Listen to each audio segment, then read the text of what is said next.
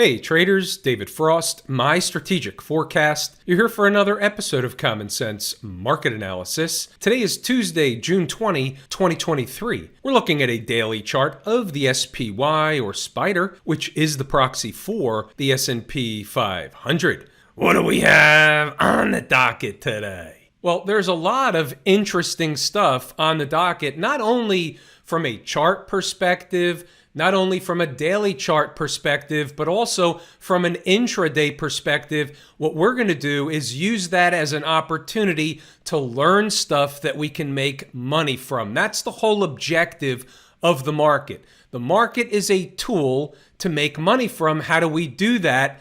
That's what you're going to learn here today in this video. Last week, during options expiration week, they ran up.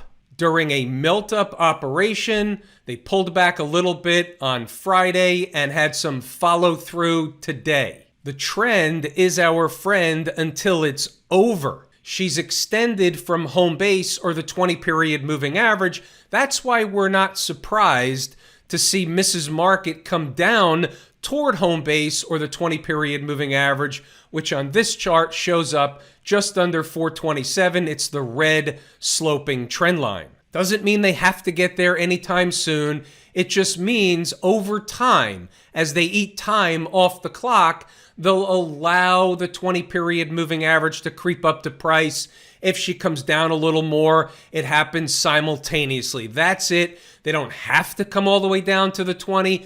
Just from what's called, and I hate this term and you know that, an oversold condition, which is basically getting too far extended from certain places, in this case, too far extended from home base. There's no true measurement for that. We don't know exactly the number that determines whether the market is oversold or overbought, and that's why it's not a real good statistical measure of anything. It's just a generic term. As we look a little deeper onto the daily chart, we see something obvious that we talk about all the time. We see a breakup candle with a low. That breakup candle low comes in exactly at 436.23. Now that's important, and it comes into play later from an intraday perspective, but it comes into play on a couple of different fronts. It comes into play on the daily chart. Closing below that tells us something is going on with Mrs. Market. It tells us the intention is to go lower. However, spiking it, testing it, but maintaining price above on daily closes tells us what? It tells us that it was a test of a breakup candle low. Nothing more, nothing less, until she shows us there's something more or less. When we look at the weekly chart, what do we see? We see a breakout above all the moving averages. The trend is your friend until it's not. Therefore, above all the moving averages, it's a bull tape until we see A, signs and or signals of a trend change. Where do you find those? In the course, Lazy E-mini Trader. And they're generally accompanied by not just one thing, but more than one thing. Until we see the market change its character and things begin from an intraday perspective and they morph from there.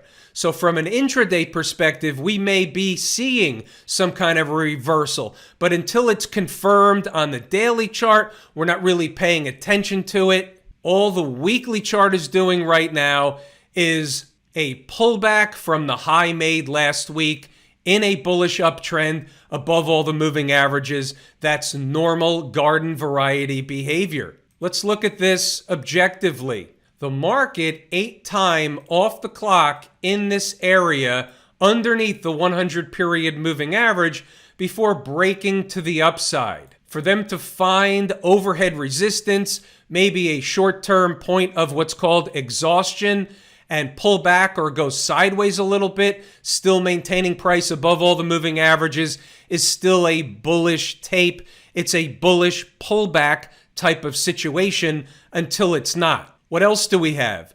We have an important pivot that was closed above last week. The number over here is 431.73. Therefore, it's our last major league breakout on this weekly chart So coming back to run a test of that, and flip over to the daily chart, coming back to run a test of that would be what's called normal garden variety behavior. Doesn't have to happen tomorrow, but if it does happen, as you'll see, the 20-period moving average is creeping up into that area, and that area is normal garden variety of support. It's magnetic. They broke out above it. Coming back to run a test of that is the norm. They don't have to do it, but if they do it, we know a couple of things are going on. They're below this breakup candle low, which opens the door for lower prices. What's the first major lower price underneath this breakup candle low from the daily chart is 431.73. It's a give or take. They can spike it intraday. They can come up short intraday. Either way, running a test of it is normal garden variety stuff. Put that on a sticky note. How and where did we make money today from an inside the numbers and live room perspective? I'll tell you this right out of the chute. Some members inside the numbers live room, and inside the numbers for that matter, got 4 trades, all positive. Some got 3, some got 2. It was what we call a bonanza. Nothing huge from a trading perspective, meaning each trade was a base hit, maybe a double by definition. But base hits put you in the Hall of Fame, so pay attention to where the trades are and why. 0 dark 30. Let's get right to the numbers. First, we'll say 437.30 is our early pivot. We think better in pictures. Right of the vertical is today's activity. 437.30 is the trend line, and you can already see the writing on the wall. Market opens above it, comes down for a test, rockets off of it for the first trade of the day. The high in the second 5-minute candle of the day is 438.17. That's good for about 8-9 S&P handles, give or take. Slightly more if you waited for the spike. We had buku participation in the live room. Remember, this number was put on the board at 0 dark 30. You see it here. Below, the bears are in control. Above, the bulls are in control. And you can see it over here. When they broke out above, they stayed above, and it became support. That number is important. It was important from what's called, and this is a trading term, the get-go. Below opens the door for another leg lower to the likes of 436. Back to the pictures, how important is 436? You could see it here. It's an important number. Why? Well, let's go take a look real quick. Forget the lines. Remember this breakup candle low, 436.23. I'm lowering it because there was a number down slightly below at 436, a number of importance. Stay with me. Above the pivot opens the door for a float higher, yada, yada. Fair enough. Now, what do we have at 9 o'clock? Where is the thing? What are we doing today? The pre-market thieves were already down testing that area of 437.30. That's fair enough. Funny how that works. Above, the bulls are in control. We have a zone of overhead resistance. They never got there. We've got some unfinished business up in that neck of the woods. Keep that in mind. You might want to put it on a sticky. If they drop them after the bell, right out of the chute, 437.30, the pivot is the first place of support for a bounce back in the other direction. You had half-hour notice on that trade. Remember, pause the video, read the notes, go back to the chart to double-check the work. Just another number thrown in here. They didn't get there first thing out of the chute, but we're focused on 437.30, the bigger picture pivot. By 9:30 on the button, showtime right out of the gate, 437.30. The zone is down to 436. Give or take for a bounce back in the other direction. They gave it to us right away, a few minutes into the day. The scalp portion is over. The rest is trader's choice. Nice trade in the first 3 minutes. Pause the video, read the notes, go back to the chart to double check the work. You have entries, you have exits, you have the whole kit and caboodle. We had some other possible scalp trades on the board. Some hit, some don't. If they spike the low down here, there would have been an opportunity for a rip it back up, but that came later from a different place. They ran another quick test of 437.30, coming up 1 penny short. That reinforces the importance of that place. Here we go, 9:55, still 437.09 now, down to 436 is the next zone for a bounce back in the other direction. 10 o'clock, showtime. It's not tremendous, it's another base hit, but you can see the scalp here. This is 10 o'clock, they come down, they bounce back up. That's another scalp, 5 to 7 points. Doesn't look like it on this chart, but it was. Moving along, we know 437.30 will be overhead resistance until it's not. Once they're below, it's the bear's ball. Back above, it's the bull's ball. By 10:11, the scalp portion, and this one is complete. The rest is trader's choice. Now here we go, 10:17. The next zone, 436 give or take down to 435 give or take. Bounce back type situation. 10:17 a.m. There it is right there. They never got to 435. They came slightly short of it. In between, traders took this trade on a spike below 436. Why? To bounce back, to fight their way back. And we talked about this in the live room. To fight their way back to the breakup candle low at a minimum, which would give you another trade. That was a 10-pointer if it was a penny. You see how we're using something from the daily chart from an intraday perspective. Why? Because we know that it's important. We utilize it accordingly. Pause the video, read the notes, go back to the chart, and double check the work.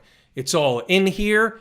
Everything you need to be successful intraday if you're an Inside the Number or Inside the Number live room member. Entries, exits, education. What else are you looking for? Little list of stocks on the move this morning. Nothing really happened from their perspective. One hit at the end of the day. It was Nike. Might as well take a look at that chart. 109.30 was the number in Nike. Got a haircut in the morning, but it dripped all day long. Then it traded over the number, finally coming into it, spiking it, and closing above it by the end of the day. But that's not a trade. We're not sticking around till, 3 o'clock? Or whatever time it was for that type of trade. We're interested in the morning trade down here, not all the way at the end of the day. There's no time left on the clock. This is what's called a morning business. Write that down, put it on a sticky note. Traders in the live room got this one as well. It was moving early in the morning, 33.99. Took a pretty immediate bounce off of that, provided the base hit, and we had participation in the live room. You see where this begins to look like a bonanza, even on a quiet day where the market didn't get very far? What's going on over in Camp IWM? Remember this one? We shorted this from a lazy swing trader perspective. It's still going.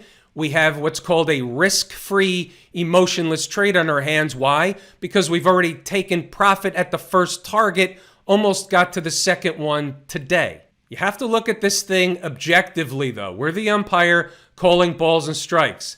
This is still eating time off the clock up here above all the moving averages on the daily chart, which means it's currently a bullish uptrend. Let me ask you this. You see the closing price today, 185.13. You think there's any accidents or coincidences?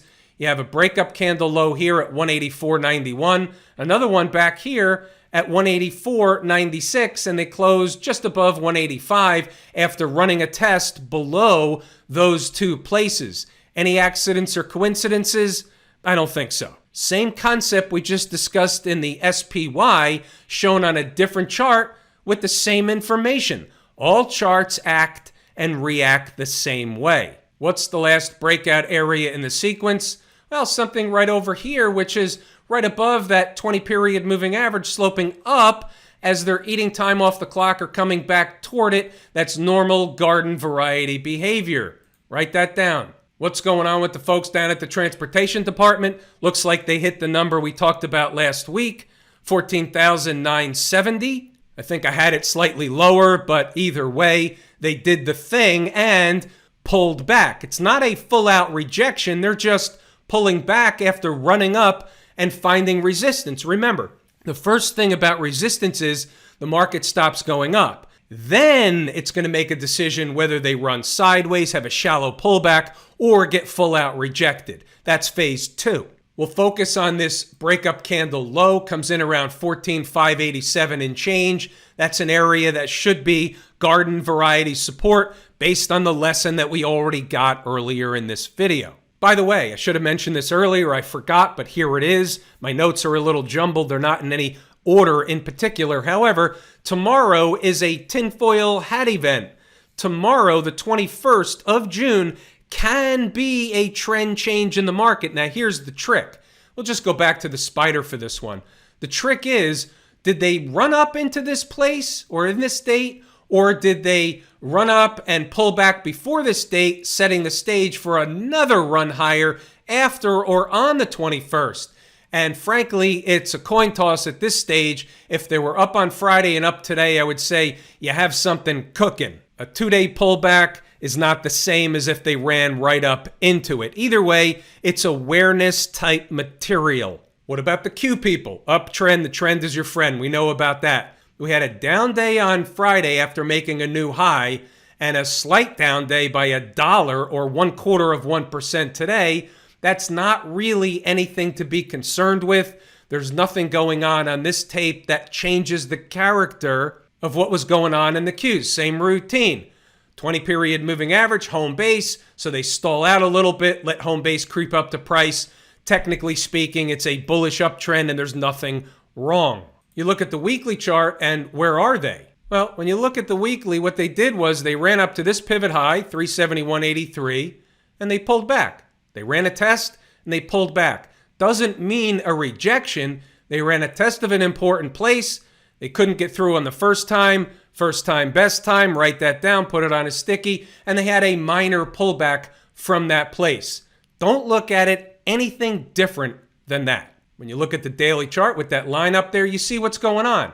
That was just a stall out point. More times than not, they're going to stall out or find overhead resistance at a pivot like that. Normal. Financials had a bit of a down day, over 1%, 1.33%. But look what happened. It doesn't matter their percentage, doesn't matter the dollars and cents.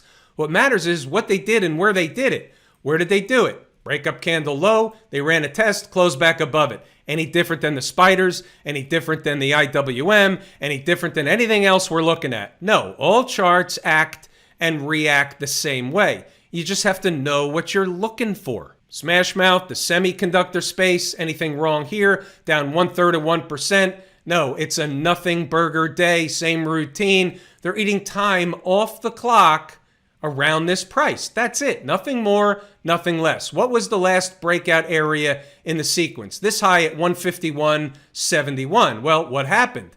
Today, they ran a test of that place. Normal garden variety stuff. All charts act and react the same way. I could say it till I'm blue in the face. Have I told you how much I appreciate each and every one of you? Without you, these videos are not possible. That is true and accurate information.